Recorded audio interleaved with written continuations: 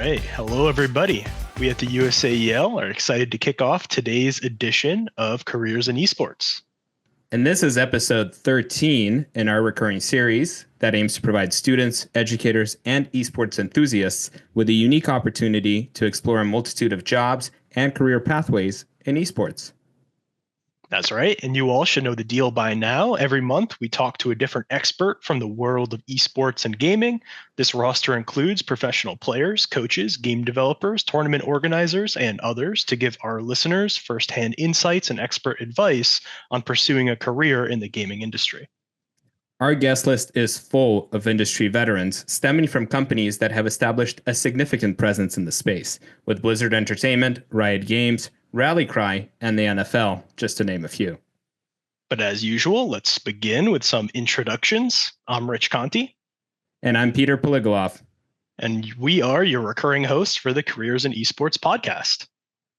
Rich, are you excited to introduce our next guest? You know it, Peter. Today we're bringing things a little bit close to home and talking to somebody who works with us on the USAEL team. So without further ado, it's my privilege to introduce to our audience Kevin He, a veteran producer and product manager in the games industry. Kevin, thanks for being here today. Yeah, I am super excited to be here and also excited to see two of my favorite coworkers in action. Thanks for having me. Absolutely. Some key moments from Kevin's career include experience as a product manager at Blizzard Entertainment and Rallycry, working as a producer at Frost Giant Studios, and being the founder of UC San Diego's first all-inclusive gaming student organization. Awesome. Kevin, good to see you again. Jumping right into our first question, Kevin, what role has gaming played in your life? Where did it start and how did it evolve? Okay, good question. I actually love getting asked this question. I, ever since I was a little kid, have pretty much as far as I can remember always been a huge gamer. My older brother, Carl, was a gamer before me, and so naturally, as all big brothers do, he kind of pulled me in when I was very young. I think we were playing like StarCraft together when I was like 4 or 5 years old, and some of our earliest like family pictures and videos are literally me and my brother playing custom maps together in the computer room. We didn't just play StarCraft; we played a bunch of things, all the Blizzard games, all the OGs. We had a N64, so we played some Zelda. So I feel like I grew up with like a very holistic, like education of gaming. Even when I was like pretty young, I was watching YouTube videos on StarCraft of like Slayer's Boxer, and that was kind of like my first introduction to esports. And was a huge RTS/MOBA fan going into high school. And when I first was accepted to UC San Diego, one of the first things I did was, as a pretty highly ranked League of Legends player, not to brag, I was Googling literally, does UCSD have a League of Legends team? And it turns out that they did. So I messaged the team captain, like in League of Legends, like added him in game, and asked if they had a slot open on their team. They said they were looking for a top laner. I was actually a jungler at the time, but I lied and told them I was a top laner. And then they tried me out, and then I played on the team. And after playing on the team for a year, I was offered a position as the president of the League of Legends club. And so I decided to try that out for a spin. And for the rest of my college experience, I was super involved with the video game club on campus, helped grow it from a really small club into like this massive esports organization with divisions and different clubs for all different game titles, not just League of Legends. I think at one time it was the biggest gaming club in the United States with the largest gaming events, which helped me land an internship at Blizzard, and the rest is history. So I would say that gaming has played probably a bigger role in my life than anything else. It started as a hobby and a passion, and now it's my career and still a hobby and a passion. Like I still game very regularly, and I love playing games. And I don't just play all the hot games. I take time on weekends to sit back and boot up like retro games and like RPGs. Like to me, it's just like this beautiful medium of like art, of like story, of music, of social connections, and I love every part of it. Taking a step back for our listeners, what are in general some skills that you learned in gaming that you've applied in your everyday life? Yeah, good question. So I'll respond with some like funny answers and some more serious answers. Like one of the funny answers is, I was playing games that were like a little bit past my age level when I was like pretty young. So I think when I was like 5, 7 years old, I was playing like StarCraft and like Diablo. And so I actually remember like learning a lot of big words um, from from from these games. Like I have this funny example of I think I was like writing something in elementary school and I used the words like passive and aggressive because these were like combat styles you could apply to mercenaries in Diablo. And my teacher was like, "How do you know these words?" So even when I was really young, I feel like gaming was teaching me um, in ways that I wasn't learning otherwise. But I think what gaming has taught me from like a higher level, like more holistic approach is, the easy answers are like obviously when I was in college and organizing events for the video game club, I was learning about a lot of the technical skills that I would need later in my career. It was about, team management, it was about finances and accounting, event planning and organization, technical stuff like setting up broadcasts, IT networking, very practical stuff. But I think even more important than that, I feel like gaming was really my introduction to how to engage communities. And as a product manager today, I feel like a lot of what I do is develop technical strategies for how to engage communities. Because ultimately, engaging communities is engaging users, and engaging users is what every company is excited about. But thinking about it from like a social angle instead of a purely technical data driven angle is something that I think the gaming community taught me. It was learning what really makes gamers excited. It's also like taking a step back from that, learning what makes people interested in forming connections with one another. I think that's something that gaming has always been a really good medium for, is taking people outside of their shell and opening them up to meeting other people. Because I feel like a lot of gamers kind of start with like playing games in their home by themselves, and then they kind of graduate into like co-op, and then they graduate into multiplayer, and then they graduate into like massively multiplayer.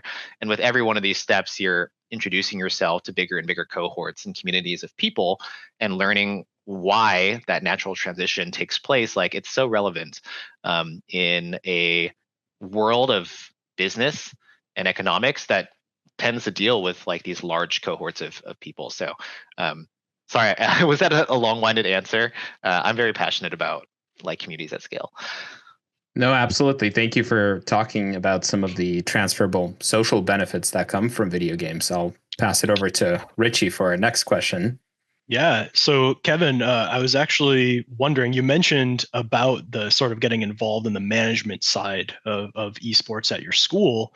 When did you decide to really pursue esports as a career? Also a great question. I always joke about this, but when I was a kid and I was playing a lot of games at home, my parents like didn't really approve. They had some big dreams for me to become like a doctor or a lawyer or an architect or one of the traditional like big successful careers. But obviously I was super interested in games. And so my mom used to say like, "Hey, if you like playing games so much, why don't you get a job playing video games?" Which was obviously a joke because at the time, most people, myself included, didn't really understand that there were actually jobs in the gaming industry, or like that it was even an industry. I think people had this like vague idea that like games had people making them, they had people testing them, but like that's it. And it was like this very like nebulous field. But I think around high school And around early college was when I started to think about like, oh, you know, I play a lot of games from Blizzard Entertainment and Riot Games. Like, could I potentially work for these companies one day? And then, that makes me like go on Google and look up like Riot Games jobs or like Blizzard Entertainment jobs or like Activision jobs, EA jobs. And when you do that, that's kind of your first exposure to like, wow, these jobs actually exist. But even then, the jobs were super limited. It was like all like game design, engineering, like very like technical stuff. I think at the time, like game companies were very very technical, QA analysts and stuff like that. So I kind of still wrote it off as like not something that I thought I was going to do because I wasn't planning on being an engineer or a game designer. But I think once I got into college, like I said, I joined this gaming club and I became super passionate about it. And I found that for the first time in my life, I actually really loved school, not because of class, but because of the community and the club and the officers and like the excitement of waking up every day and thinking about how do I make the club better? How do I, organize our next event? How do I, recruit more members? Like it really felt like the first time I really belonged in a work environment and really felt like I was thriving and at my peak performance. And that made me think like if this was something that I could do for a living, that would make me so incredibly happy. And so one of the benefits of being in this like early fledgling collegiate space is I got to meet a lot of other, collegiate leaders from other schools like UC Irvine and USC.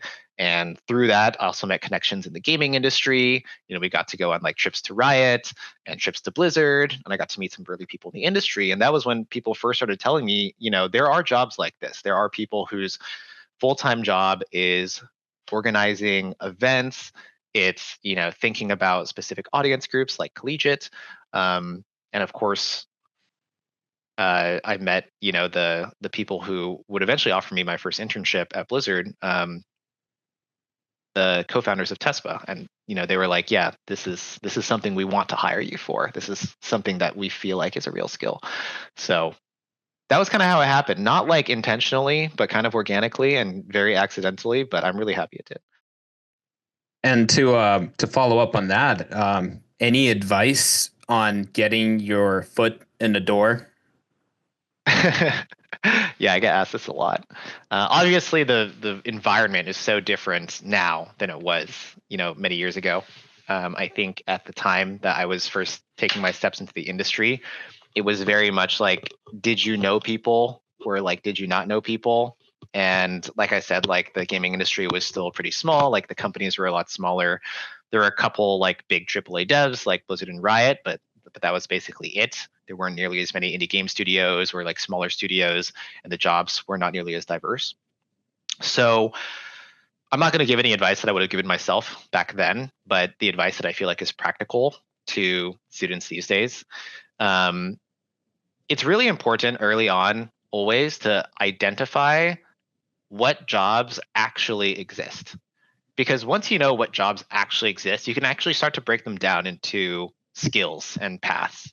And that's really important for students because ultimately, what's going to help you land a job when you're in college or graduating high school is your experience.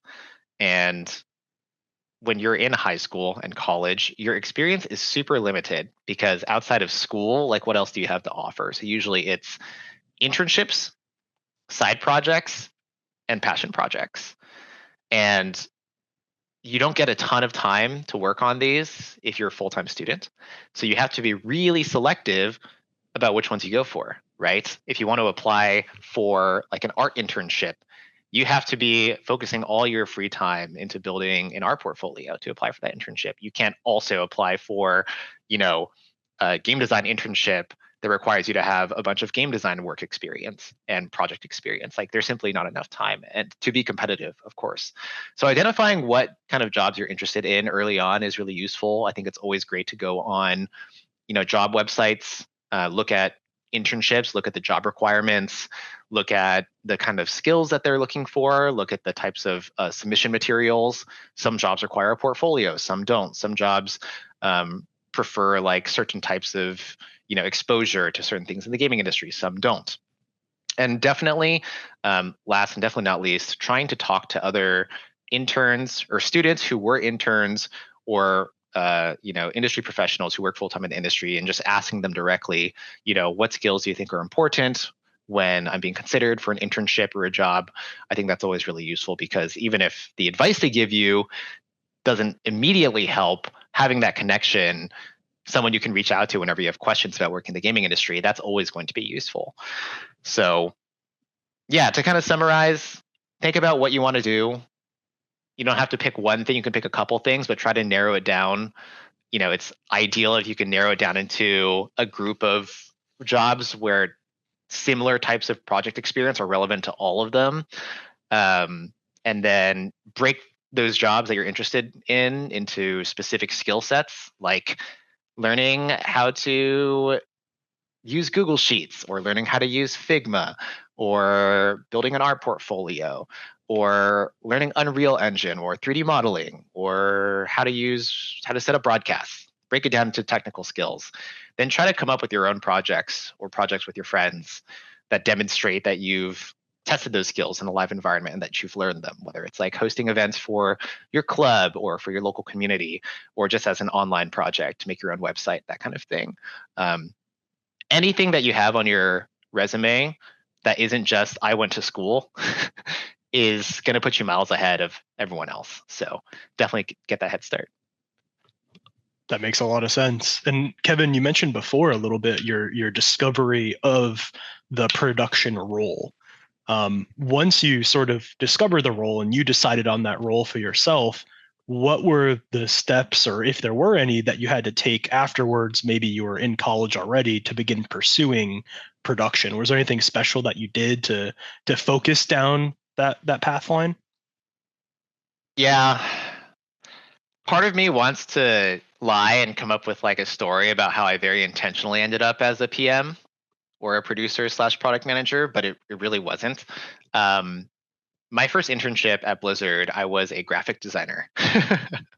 And that was because we didn't have a graphic designer for a gaming club when it was still very young. So I ended up making a lot of the graphics and branding for the club myself. And so I taught myself how to use Photoshop and taught myself how to use Illustrator and that kind of thing. And so that was my first internship. And my second internship was as a community manager, where one of my goals was to help identify and recruit other gaming clubs in North America that were interested in being a part of the Blizzard Collegiate program. So that was due to like my prior experience just talking to other clubs and organizing club events and stuff like that. It wasn't until I was hired full time, and not even until, not even then, like about a year and a half after I was hired full time, that I became aware of the job title product manager. It was never a job title that I had heard before. And from my understanding, it was a job title that was at the time really only prevalent in the tech industry. And it essentially referred to like a project manager that specifically had ownership over a specific, technical feature, who worked with engineers and designers and kind of brought everyone together to come up with like a final product. And at the time, it was actually to this day, by the way, the term product manager is very nebulous and has very different definitions at every gaming company. But at Blizzard at the time, product manager was being used specifically for the esports team, which I was a part of, to refer to owners of esports products. So, for example, like StarCraft Esports was one product. So there was a StarCraft Esports product manager. And like Hearthstone Esports was a product. So there's a Hearthstone Esports product manager. But this is going to sound a little silly, but one of the reasons why I was interested in product management from the get-go is I got to meet a lot of the product managers during like big team meetings, because they would always present, right? They would always give an update on like how Hearthstone Esports is doing or StarCraft Esports is doing. And I always thought they were so cool because all the product managers were in fact like very cool people. Like they're very confident, they're very nice, they're very well spoken, they were very technical, they were very intelligent. But I just really thought they had a lot of aura.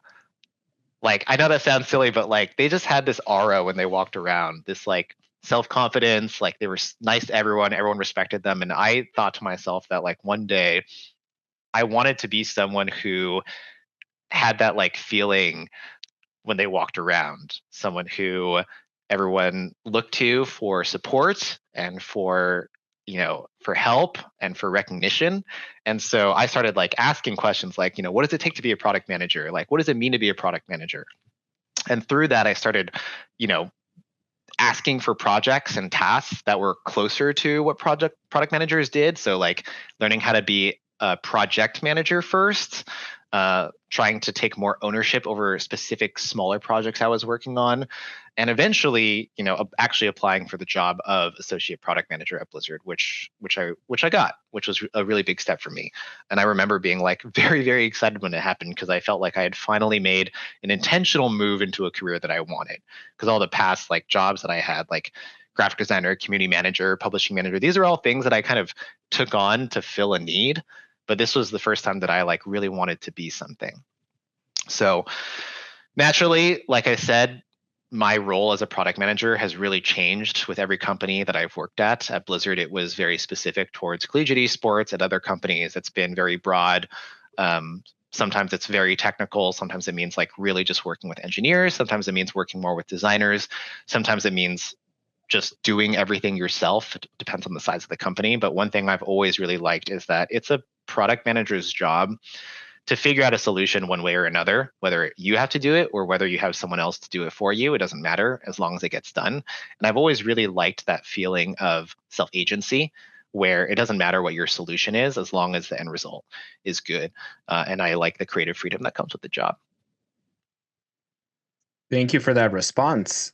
Diving deeper into the role of a product manager, can you tell us a little bit about the day-to-day responsibilities and the kind of work that you have to do? Yeah. Do you think it'd be more interesting to hear like my current day-to-day or like the day-to-day that I think is like most broadly applicable to product managers? Maybe both. Okay. So I think traditionally what product managers do on a day-to-day basis is at a lot of companies, the first thing that product managers do at the beginning of the day is they run something called stand-up, which is essentially like a check-in with your team where you get everyone together for a quick meeting. Quick is key. I cannot stress how important it is for this meeting to be quick because no one really likes to sit around and be in a meeting very early in the morning. And basically check in on, is everyone doing okay? That means calling out like, what is everyone working on today? What is going well? What are your blockers? And if there are any blockers, to remove them. This is really a really good opportunity to not only like make sure you're in tune with your team, but also to make sure that everyone feels supported. Because if someone is running into an issue on Monday night, they shouldn't have to wait until like a meeting on Friday to get it resolved. They should know that within 24 hours at the next stand up, they can bring up, hey, I'm having an issue with this, or I need help with this, or I need, approval from this. And their product manager will help get it resolved, get it done, get it fixed. So that's kind of what I usually like to start with. I personally don't like doing stand-ups every day. That's a personal opinion, but a lot of PMs do, especially in the tech industry. Then I think PMs tend to be in a lot of meetings. So a lot of traditional PM day-to-day work is going from meeting to meeting. These meetings are sometimes meetings with your team members where you're helping them figure issues out or presenting like a new task to them. But a lot of the times they're also meetings with stakeholders because one of the things that PMs do on a regular basis is they kind of act as like a liaison between the like technical team and like the stakeholders. And what I mean by that is like stakeholders would be someone like a client who's requesting like a feature or product, or like an executive who like needs to make sure that like a deal that they just signed is included in a feature or product you're working on. Or it could even be like your manager who wants to make sure that, they're like, hey, Kevin, like next time you work on, this web feature, make sure you don't do this mistake you did last time. So there's always a lot of stakeholders who are trying to tell you like, hey, do this, don't do this. And you want to make sure that your team, so like your engineers, your designers, your community managers, your researchers, are not having to deal with stakeholder meetings all day. So what you want to do is you want to go to those meetings, you want to condense all of the requests that you're getting from various parts of the company, clients, etc., And you want to organize those requests and simplify them so that when you do meet with your team, you could be like, okay, this week we're focusing on X, X, and X. And that's kind of like one of the roles you do for them. You're kind of like their shield. So when you're not going to meetings, you're usually spending your time at your desk documenting and organizing the things you got from meetings. So if I'm taking notes during a meeting, I want to take those notes. I want to put it into our documentation system. If it affects like my team members, I want to be putting that into our project management system and assigning tasks or adjusting, acceptance criteria for how things should get done. And that's like honestly like a lot of the day to day. It's like check in with your team, go to meetings, make sure that everything is moving along properly, assimilate everything you're getting from meetings, make sure it's properly translated to your team. I think any time that I spend that isn't directly a response to like meetings or things that come up is usually trying to think long term. So spending some time doing like financial projections for, is this project going well? Or conducting research on, hey, like what are other companies doing that we're not doing that we should think about? But the end goal is ultimately to come back to your team with either ideas for new things we should be doing or suggestions for how we can change what we are currently doing. And this is all to get to whatever the end goal is. The end goal is different for everyone, right? It's like sometimes your end goal is to make some money. Sometimes your end goal is to launch a feature. Sometimes your end goal is to engage a specific community. But every second that you spend as a PM, you're just thinking about how do I make sure that we're getting closer to this end goal? And how do I make sure that my team is well supported, feeling like they're well supported while trying to reach this end goal because everyone's working towards the same goal. So that's kind of like the traditional day to day. I think my day to day is mostly the same, but obviously, at USAEL things are a little bit different. We have stand up once a week instead of every single day because I think everyone has pretty clear marching orders on what to do. And we don't need to check in that often. I think I spend a little bit more time doing individual work at USAEL rather than meetings because we have a smaller team. So my meeting time is freed up, but that also means there's less people to like delegate work to. So a lot of times you have to do things yourself, which I actually really enjoy. I also tend to spend a little bit more time on the design side here at USAEL than I have at other companies because we don't have as many dedicated designers. And I also am really passionate about design. So it is different. Whatever company you work at, sometimes you flex into a more technical side, sometimes you flex into being more meeting heavy. But as a PM, I think it's always your job to just fit into whatever the company needs. And if that means spending more time on one thing or another thing, on design, on research, on stakeholder meetings, on financial projections, on budgeting, it's all dependent on the company. Makes a lot of sense. And Kevin, could you highlight the difference between a product manager and a producer for us? Yeah, great question. I actually think that I didn't even really know the difference until I was pretty deep in my career. I thought that they were just different ways of saying the same thing. And in some ways they are.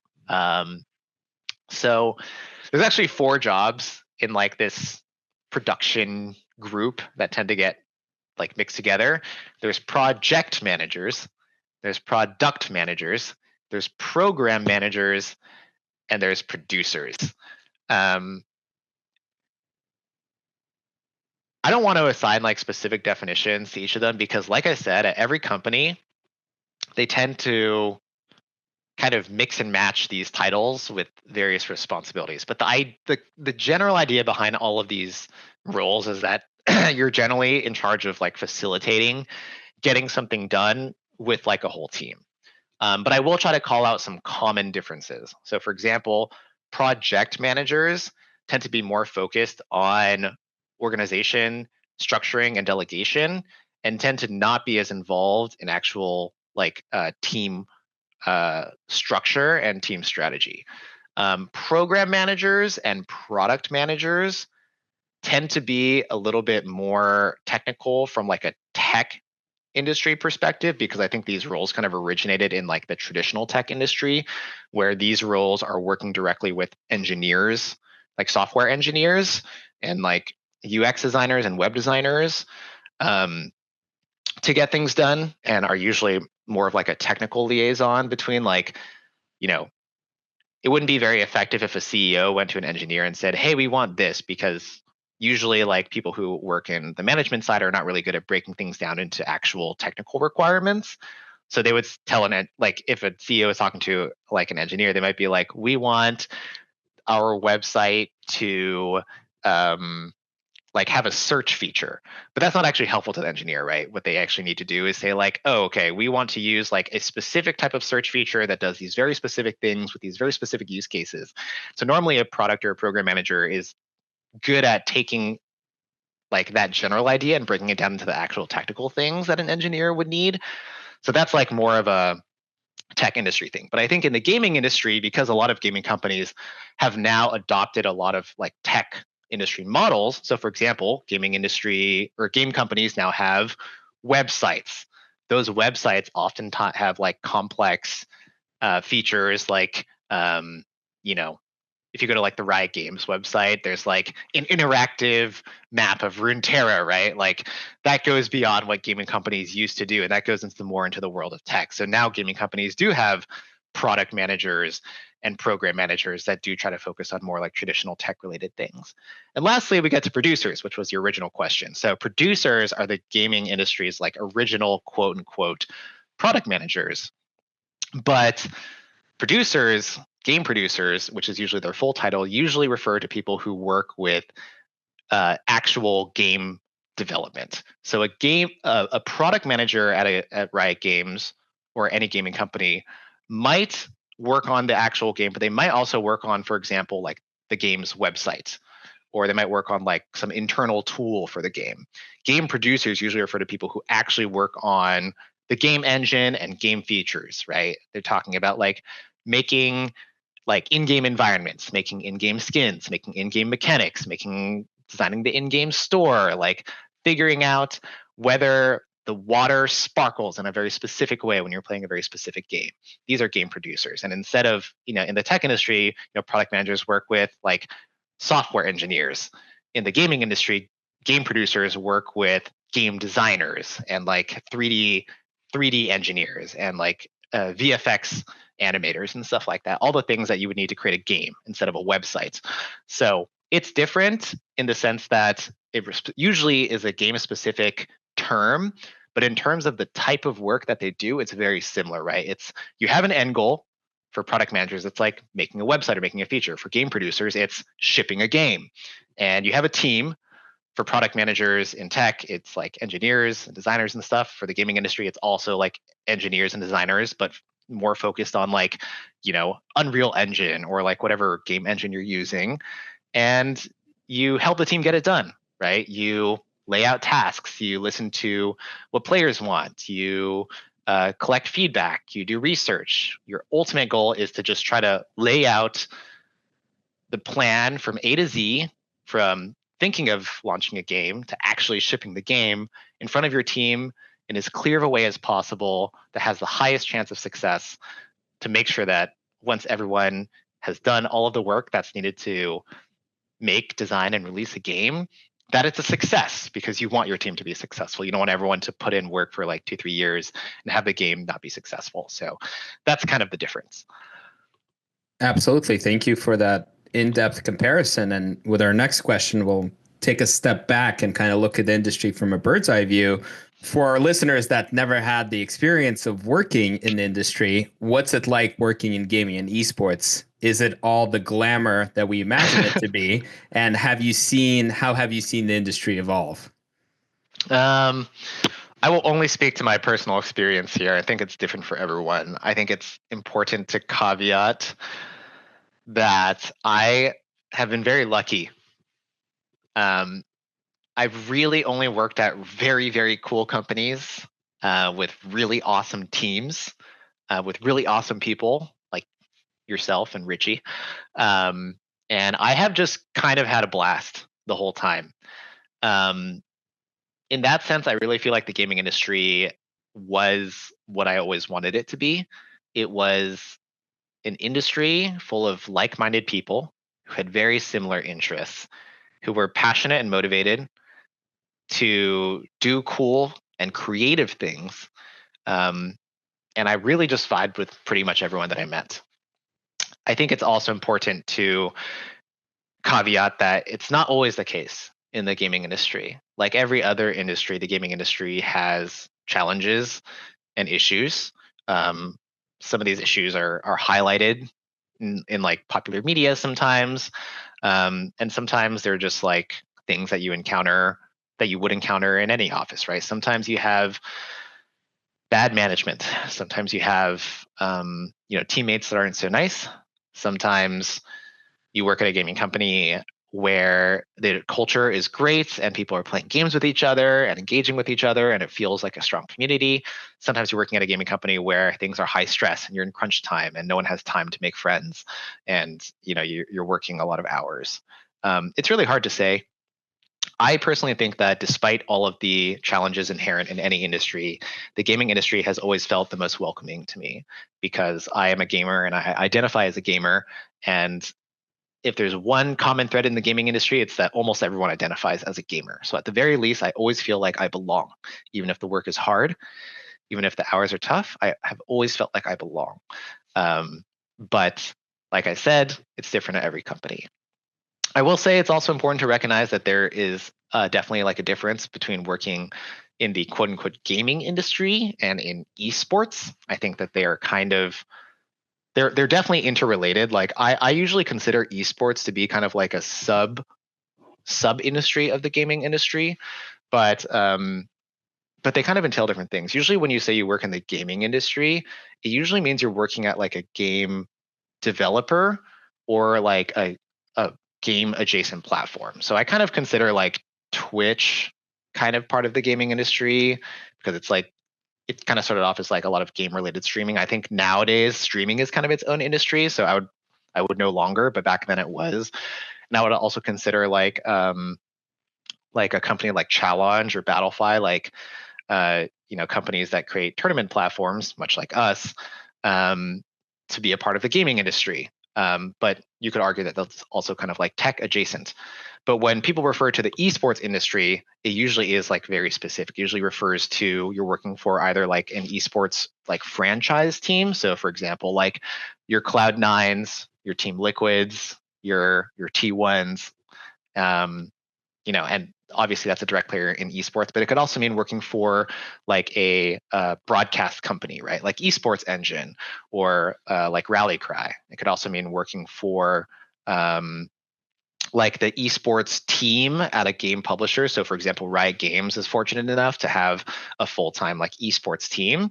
But there's also companies that or game developers that don't have their own esports team, which means that they outsource a lot of esports production to production teams, like again, Esports Engine, so that the game company itself doesn't have to hire its own esports team. And there's also esports events, right? Think like Evo, right? Think like help me out here, Peter. What's another like big esports event? Back in the day, there was like IPL and like DreamHack. I'm not sure all these exist anymore, but DreamHack. like that kind of thing, right? Like these are also like esports. And so I have kind of always been closer to the esports side of things because to me, esports has always been a little bit more grassroots. And when I look back at my career, I've always seen myself as being very grassroots driven, right? I was in a gaming club in college and that felt very grassroots. And even when I was at Blizzard, it was collegiate esports, which was also very grassroots. So to me, I like esports because it feels grassroots. You feel very close to the players. I really like the energy. I really like the excitement. So to me, the esports industry has always been fun and exciting. But the gaming industry is different. I think there's a lot of differences between working for the esports team at a big company and working for like the game production team. And I do think it's important, kind of when you're starting out, when you're in high school and college, to kind of think about like what side of the industry that you want to be on. I think that there are clear pros and cons to each, and there's no like right way to go about it. But it's good to know the differences. Hard to agree. And Kevin, our next question kind of brings it back to the students. So for any students who are looking to focus on a career in production or the esports industry, how might you see them going about that? Yeah, most product managers and producers don't start off as product managers or producers.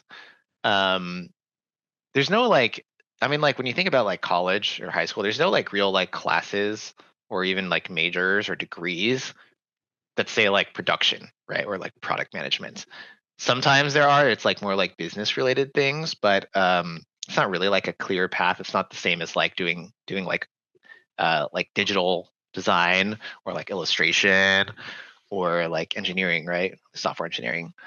But what we've found, or what the industry has found, well, originally the tech industry found, and the gaming industry also adopted too, is that product managers and PMs in general are usually best when it's someone who started off in a very technical role, like engineering, or like art or design, or data analysis or research, and transition into more of a leadership role. And part of the reason for this is because, like, if your job is to act as the in between like CEO slash stakeholders and engineers, and you are not an engineer and you don't have the experience of an engineer, then what makes you better as a liaison than like the stakeholder themselves, right?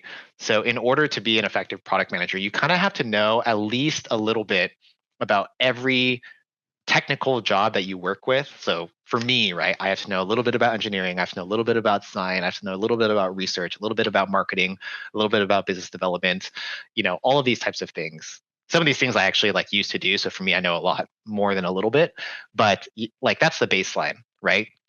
So rather than me saying to students, like, you should aspire to be a product manager, I think it's really good to just think about which technical role you feel really excited about first. And then from there, if you choose to pursue a technical role like art or design or engineering or broadcast or any of these things, you will naturally find that if you're someone who's well suited to being in a leadership role, like you feel well spoken, you feel like you're really good at getting along with people, you feel like you're good at taking complex things and making them simple, you feel like you're good at ownership and taking responsibility, you will naturally become like a leader for your group, right? You may start off as like an individual contributor, like an engineer or designer who just works on projects, but naturally, if you have like a strong presence, you'll probably become like an engineering lead or a design lead, and that will kind of take you down the path of becoming like a design manager into like a design product manager, or an engineering manager or a tech lead into an engineering product manager, into a technical product manager. So I think all the roles kind of converge where your like interest and also your skill set lies. There are a couple ways to chase the product management role directly, but it's very narrow. A lot of companies have a specific role for training product managers post grad called associate product managers. This is a very rare role.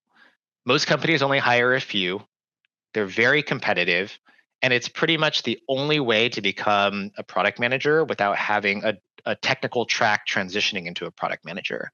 If you want to chase this track, I think the best way to do it is, and this is a super biased opinion, is to have a lot of prior management experience, which is almost impossible to get unless you pretty much do what I did, where you become like the president of a gaming club, or at least an officer, or it doesn't have to be a gaming club, any club.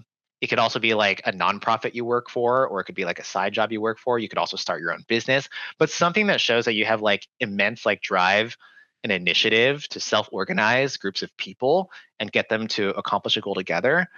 And that's kind of what you have to have on your resume to apply for these associate product manager roles.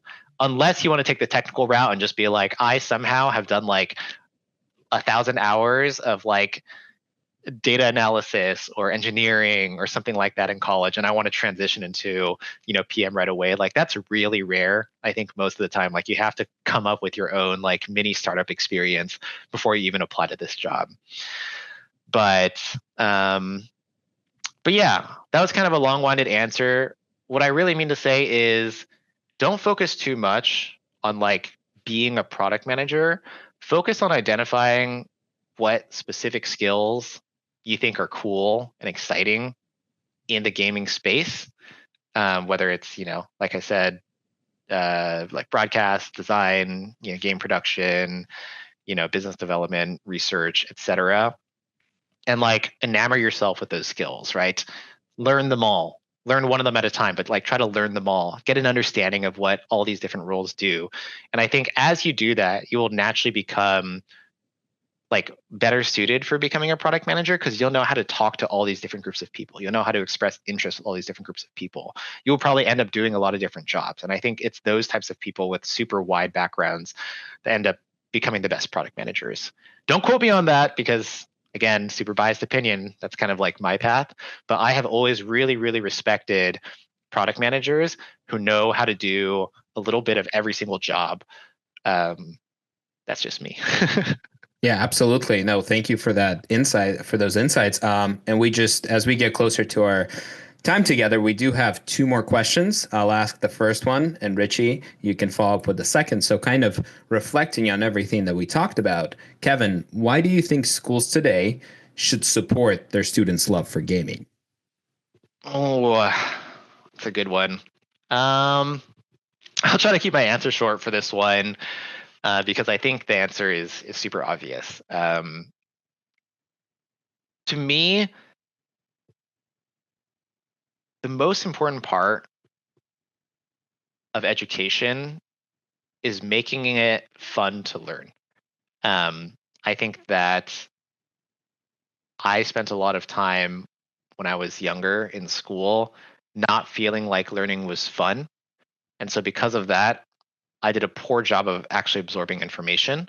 But every time I learned in the context of something that I enjoyed, like gaming, whether it was taking like I had the fortune to like take some gaming related classes in college, and I also like even when I was like taking like writing classes, I would like write my essays about gaming. Anytime it was I could frame it in a gaming way about my passion in even the smallest form, I really learned a lot and I really enjoyed it. And obviously like my gaming club was also like one of my biggest teachers. So to me, I just feel like if students are gamers at heart, and a lot of students are, right? Statistics show that like over 80% of young students like really identify as gamers and have passion for games, then we should try to find a way to marry gaming with education. Obviously, this doesn't mean like you should let your kids play games all day because like they like it. Obviously, there has to be a balance. I think gaming can definitely be um, a scary thing if you do it too much, just like any good thing. But I think that it's a noble cause to try to chase like the perfect balance between gaming and education to find a way to translate game time and gaming interest into future real life skills in the same way that I was very fortunate to do for myself. And just to continue to challenge the idea that gaming can't be a positive force in a community. I think even outside of the technical benefits of like learning skills related to gaming, there's so much that gaming has done for me socially and emotionally. I've met so many amazing people. I've learned so many amazing lessons, and I've expanded my mind through the types of gaming media that I've absorbed. And I just really feel like that's super valuable. So to me, like I would love for schools to continue to challenge themselves to try to find the right balance between gaming as a passion and as an interest, and gaming as a career path, and also just like a tool to expose students to other forms of education, because I think it's worthy. Very well said, Kevin. And if that's the why you think schools should support students, for the final question for today, it's how do you think schools should support students in their love of gaming? Well, I think a lot of what we do at USAEL is kind of designed to address that question. I don't know if I'm allowed to like self plug because it's obvious that I work here, but I think even if you're kind of looking at it like in a vacuum at a very high level, what we're trying to do is we're trying to say, hey, you like gaming, we'll try to build like curriculum and after school programs in a way that uh, has structured learning time, in a gaming context, but also structured playing time, so that when you're playing, you're trying to like get the most value out of it. I think this is one way to do it. I think that trying to structure like time to learn and time to play can be really useful. I think that there's ways to even go beyond that. I think schools should be interested in ways to like directly marry gaming and education. So, for example, courses on careers in gaming, I think is the easiest way to do that, because it's direct learning, but it's still in the context of something that students love. And I also think that it's worthy for for schools to accept that gaming can exist in a vacuum without education as purely an extracurricular, because I think that's really healthy as well. So also allowing students to explore their interests as part of an esports team, or building broadcasts for the club, or organizing gaming events as a pastime.